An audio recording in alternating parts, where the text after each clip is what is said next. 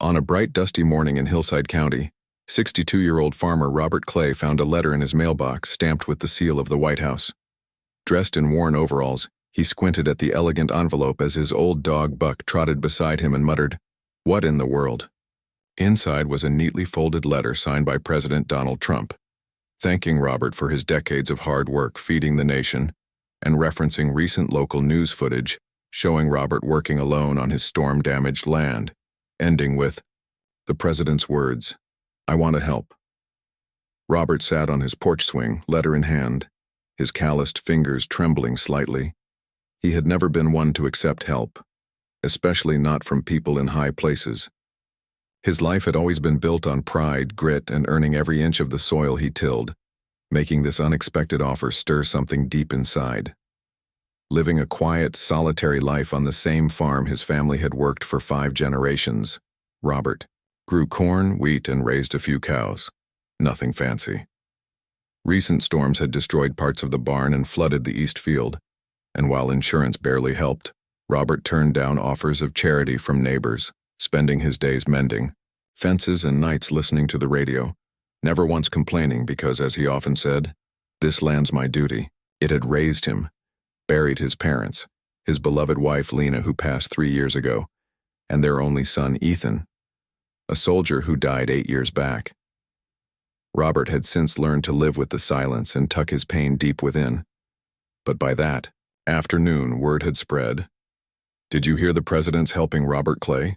whispered one diner waitress to another, as local news caught wind, and soon reporters began lining up at the end of his gravel road. The dirt road leading to Robert's farm was soon crowded with reporters, but he avoided them all. He wasn't a celebrity, just a farmer who valued his privacy. Sheriff McNeil stopped by, leaning on the porch railing, and asked, "You think you'll take the help?" Robert sighed. "I don't know, Tom. Help comes with strings." The sheriff gave a thoughtful look and replied, "Not all of it. Sometimes help is just help." Robert nodded but stayed quiet, wrestling with something deeper than pride, a question that had started to take root. What do I really need? 3 days later, a convoy rolled into Hillside County, Secret Service agents fanning out across the Clay farm as curious townsfolk gathered along the road. Then, in a red tie and black coat, Donald Trump stepped out and approached Robert with a handshake and a warm smile. "Mr. Clay, thank you for your service to the nation," he said, looking him directly in the eye. Robert returned the handshake firmly. "Appreciate it, sir, but I didn't call for help." Trump chuckled. "I know, but I saw what you're facing. We can rebuild the barn, cover your losses, give you breathing room." Robert glanced back at his battered barn, then turned to the president and said, "Sir, I don't want money," Robert said, and the crowd gasped. Even the agents froze. "I want something else." The air grew still, everyone expecting a request for equipment, land grants, or retirement, but Robert's voice remained steady. "I want you to listen to something." He went inside and returned with a dusty wooden box, opening it to reveal handwritten letters, medals, and a photo of a young man in uniform. "This is my son, Ethan Clay. He died in Afghanistan," Robert said.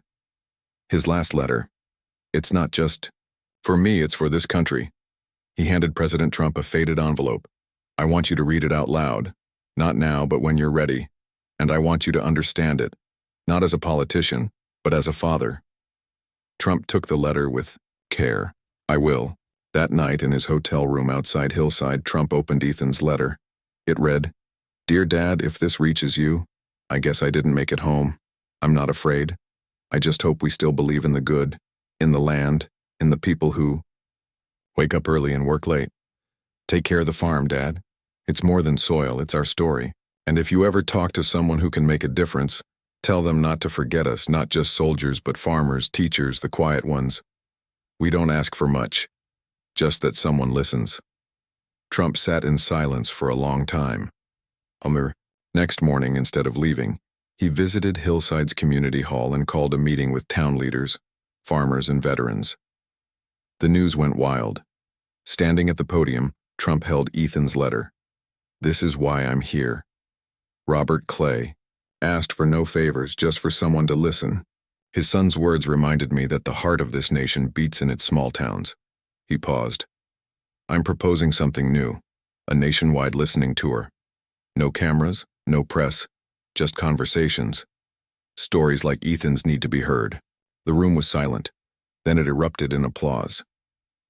That night, Robert sat on his porch as neighbors stopped by one after another, not just to thank him, but to listen. They didn't talk about politics, they shared memories. Stories of young Ethan helping plow the fields at 10, of Lena baking pies for the church fair. A local teacher, Miss Evelyn, told Robert, "You turned down help and gave all of us something. Bigger." Robert didn't say much, but inside something shifted.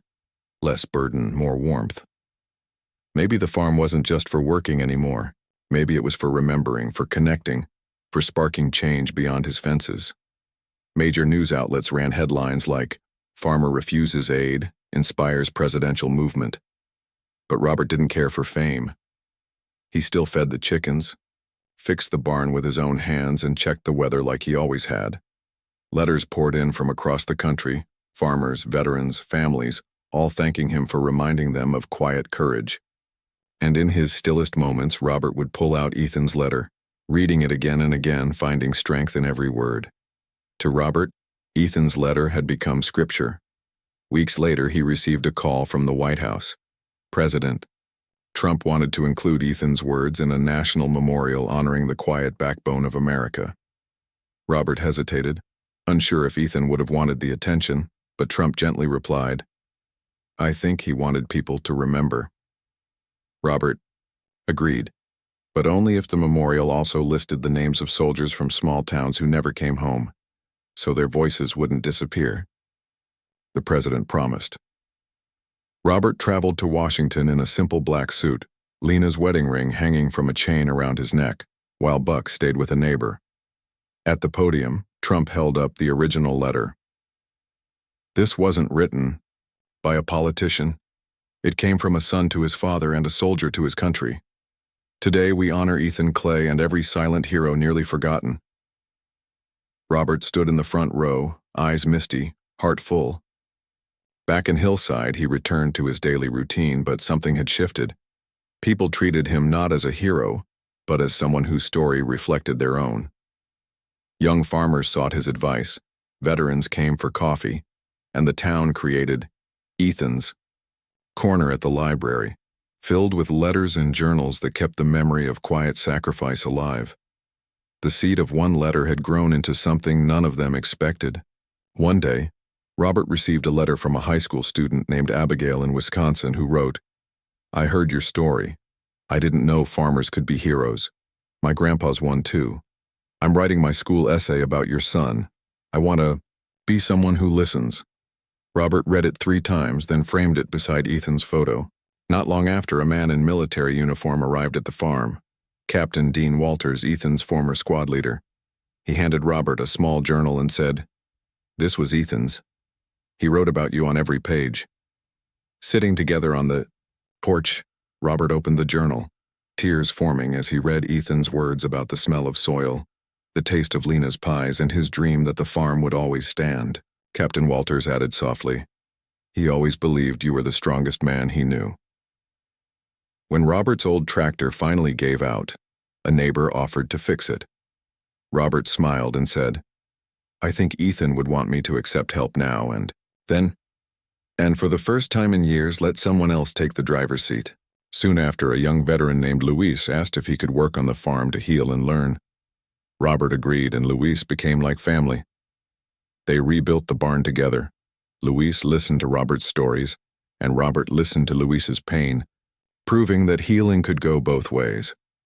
On the Clay property, a new wooden sign was placed, "Clay Farm, in memory of Ethan Clay, where stories are grown." Visitors came from near and far. Some wept, others stood silently, but all left, feeling changed. That fall, Hillside held its largest harvest festival ever. Robert was the guest of honor but stayed quietly behind the scenes while children ran through corn mazes and veterans shared their stories. At the heart of it all was a booth called the Listening Post, where people could write down their memories and hopes, a concept Robert had inspired. Although out of office, Trump returned quietly to Hillside a year later, walking the farm with Robert with no cameras around. "You asked me to listen," Trump said, "and I did. But you gave me something greater, a reason to remember what truly matters." Robert nodded, knowing sometimes the loudest voices come from the quietest places. Years later, Robert passed away peacefully in his sleep. Luis inherited the farm and carried on its legacy. The story of the farmer who refused help but gave a nation a reason to reflect became a legend, not for fame, but because it was genuine.